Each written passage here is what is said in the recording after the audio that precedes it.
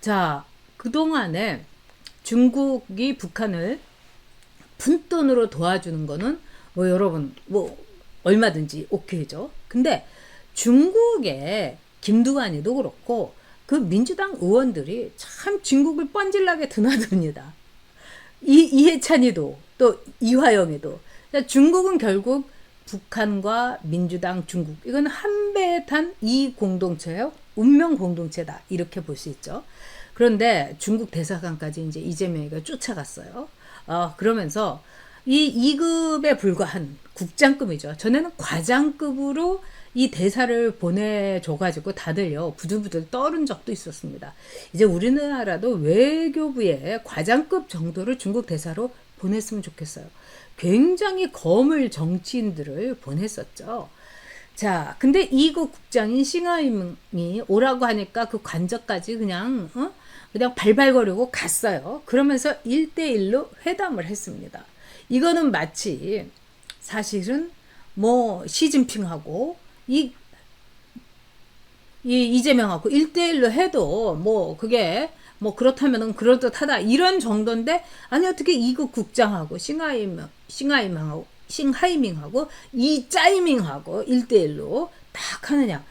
너무너무 굉장히 저는 좀 충격이었습니다. 이런 적은 없었기 때문에. 그런데 이 중국 외교부에서 이제 싱하이민이 뭐라고 했습니까? 15분 동안에 한국말로 A4 용지를 다 읽었습니다. 뭐 문재인이가 한국말로 A4 용지 있는 거 안녕하십니까? 네, 뭐 이런 거하고는 달리 25분을 한국말로 써가지고 딱 읽는데 결국 뭡니까? 너희들 까불지 마. 협박입니다. 그리고 중국이 패배하고 미국이 승리하는데 배팅을 하면은 너희 한국 엄청난 후회를 하게 될 거다. 아니 이게 주재국의 대사가 감히 할 말입니까? 정말 저는 너무너무 화가 나서요. 그런데 오늘 중국 외교부에서 뭐라고 했냐면 싱하이밍이 한 거는 하나도 문제될 거 없다고 했습니다. 그리고 왕위에 이어서 왕위는 이제 외교부장 위의 자리를 지금 차지하고 있죠. 왕위에 이어서 이제 외교부장 즉 장관이 된 이 친강이 뭐라고 했냐면 그때 이런 말을 했어요. 대만 문제를 갖고 불장난을 하게 되면은 반드시 그 사람은 불에 타 죽을 것이다. 그러니까 이 중국의 그 외교라는 거는 이렇게 무시무시해요. 그러니까 막말 외교, 그 다음에 협박하고 이 중국이 외교라는 거를 마치 이 전쟁을 하듯이 하는 겁니다. 이 외교라는 거는 러브레터를 끝없이 보내고 끝없이 러브콜을 하고 그 다음에 파티하고 맛있는 거 대접하고 호호호호 웃고 연애하는 거 아닙니까? 나라끼리의 연애, 로맨스 이게 최고 외교의 하나의 상징인데 이거는 뭡니까? 킥복싱? 아니면 칼 갖고 싸워? 아니면 범죄도시? 나 마동석? 뭐 이런 거하고 똑같은 겁니다. 그러니까 싱하이밍이 정말 마동석은 저리 가라 할 정도로 그 뭐 악당인 빌런인 손석구는 저리 가라 할 정도의 빌런 최악의 빌런 노릇을 그것도 대한민국의 영토 안에서 한 겁니다. 이거는 여러분 절대로 용서할 수가 없는 거죠. 네. 휴머리 소녀님께서요. 노무현의 허상을 깨주신 이인규 전 중수부장님의 책이 큰 역할이었던 듯 합니다. 그렇습니다. 정말 제가 그 책을 읽고 저 자신도 몰랐던 걸 많이 깨달을 수가 있었습니다. 네. 자, 그런데요.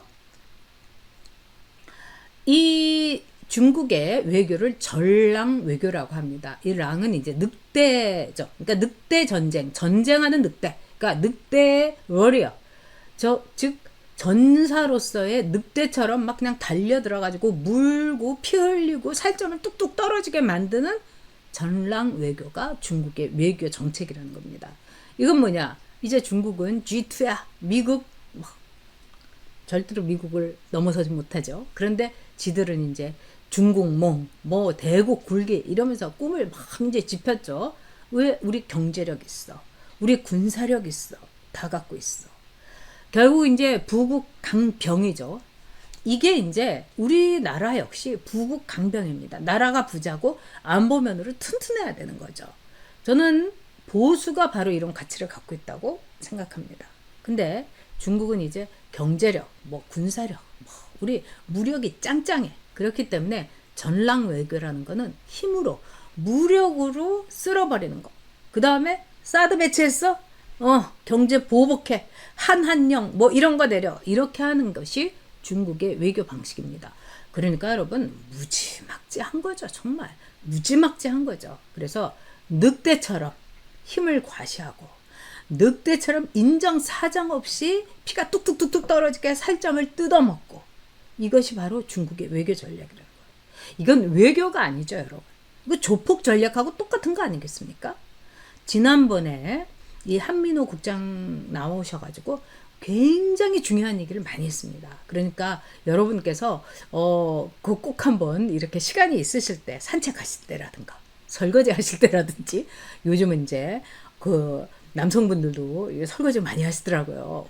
그러니까는 뭐 여성만의 그게 아니고 또 운동하실 때라든가 이렇게 틀어놓고 한민호 국장의 얘기를 들어보시면은 정말 이인규 회고록 못지않게 엄청난 중국의 현실에 대해서 여러분이 알게 되실 겁니다.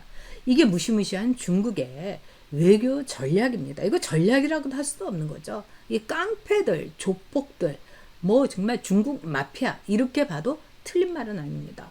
어떻게 대한민국의 비밀 경찰을 턱하니 놓고 여기에 대해서 사과도 없었습니다, 여러분. 무려 23개의 나라에 이런 짓을 중국이 하고 있습니다. 중국은 정상적인 국가가 아닙니다, 여러분. 네. 디자인 바이 아키텍트님께서 세 번째로 노무현 하면 전용구현의 인큐베이터론이죠. 승리의 정력 항상 응원합니다. 정말 감사드립니다. 참 우리가 문재인을 겪고 나니까 참 노무현이 그래도 문재인보다는 낫다, 뭐 이런 생각까지 하지 않았습니까? 근데 정말 저는 노무현이 문재인보다는 낫다고 생각을 했었어요. 그리고 또 이 김현종 이 통상본부장의 이만큼 책을 보면 노무현이 한미 FTA에 대해서 굉장히 전략적으로 아주 앞서서 나갔습니다. 그러니까 그런 점은 있죠. 뭐 이라크 파병하고 나의 진영한테 돌팔매를 맞더라도 이게 국익이면 나는 하겠다. 최소한의 양심은 있었습니다. 그럼에도 불구하고 이인규 회고록을 보면은 정말 저도 이런 비속어를 쓰는 걸 좋지 않습니다만 국민으로서 낯이 뜨거워집니다. 그러니까 한마디로 쪽팔려요. 이게 이제 저 이런 말 되게 싫어하는데, 노무현이 이인규 회고록에 이런 게 나옵니다. 처음 조사를 받으러 가서 이인규 중수부장한테 하는 말이 이겁니다. 그 피해자의 시계는 뺍시다. 쪽팔려서 뭔. 근데 그거는 뭐 이 시계를 차고 박연차한테 시계 좋다고 뭐 이런 게 박연차의 말하자면은 이 증언에 다 나와 있습니다. 이거는 빼도 박도 못하는 거고, 그 다음에 이인규 그 회고록 얘기를 오늘 너무 많이 하게 되는데 나중에 한번 제가 리뷰를 해드리겠습니다. 근데 이인규 그 회고록에서 보면은 이분이 이제 검사이기 때문에 법적으로 요만큼도 문제가 되는 거는 다 검수를 한 거예요.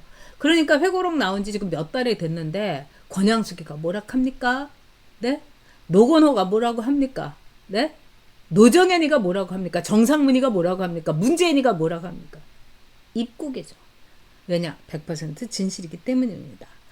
자, 그런데 자, 북한 이거 한번 여러분께 제가 읽어드리겠습니다.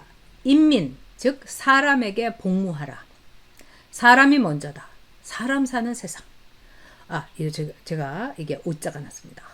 아까도 봤는데, 네, 여기는 오자가 아닌데, 네. 네, 오자 아닙니다. 죄송합니다. 제가 공화국은 사람 중심, 사람이 전부다.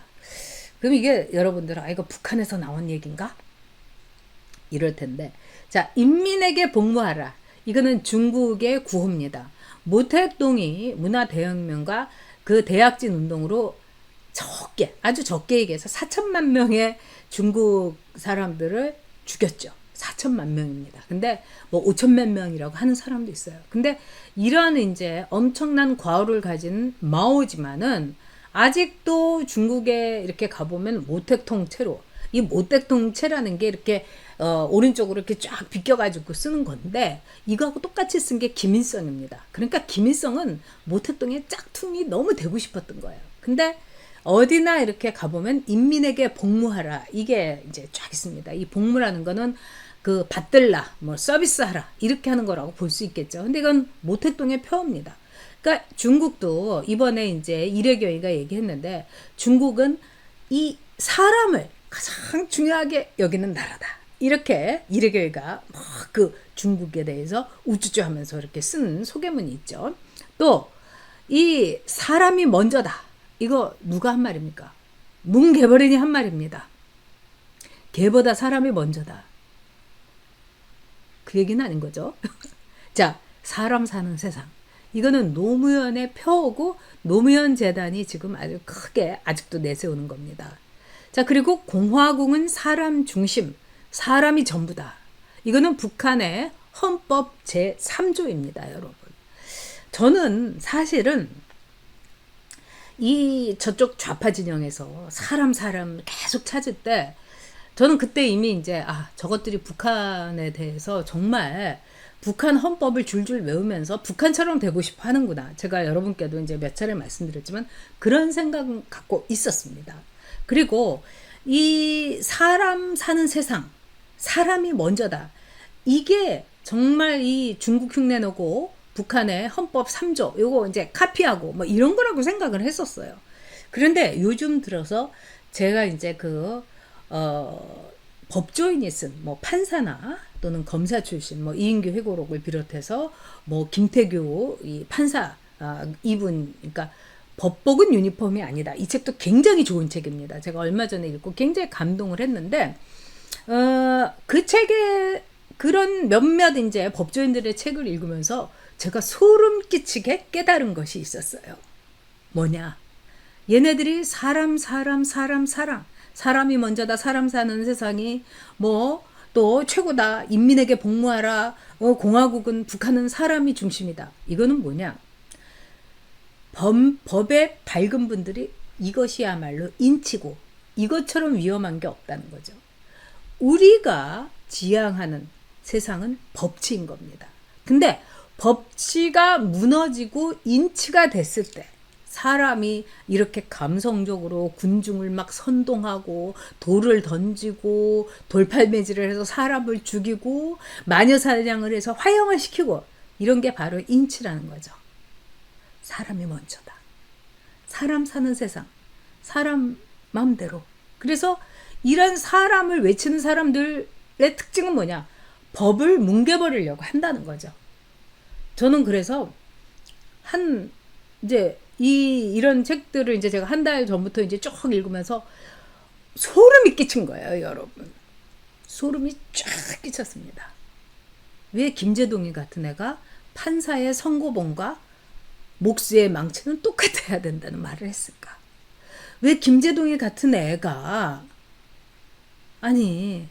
법하고는 관계도 없는 애가 헌법 강의라고 해서 책을 다 낼까? 이건 뭐냐? 김제동이나 말하자면은 이 고매한 법관이나 다 똑같다는 겁니다. 그러니까 법은 뭉개도 되는 거, 법은 우스운 거. 그래서 문재인이가 김명수라는 대법관도 한 적이 없는 어떻게 보면은 판사계의 김제동이라고 할 수 있는 김명수를 대법원장에 자리에 올린 겁니다. 이게 바로 사람 사는 세상. 사람이 먼저다. 법은 뒷전이다. 이거는 뭘 얘기합니까? 보수의 뿌리를 완전히 뽑겠다는 걸 뜻하는 겁니다.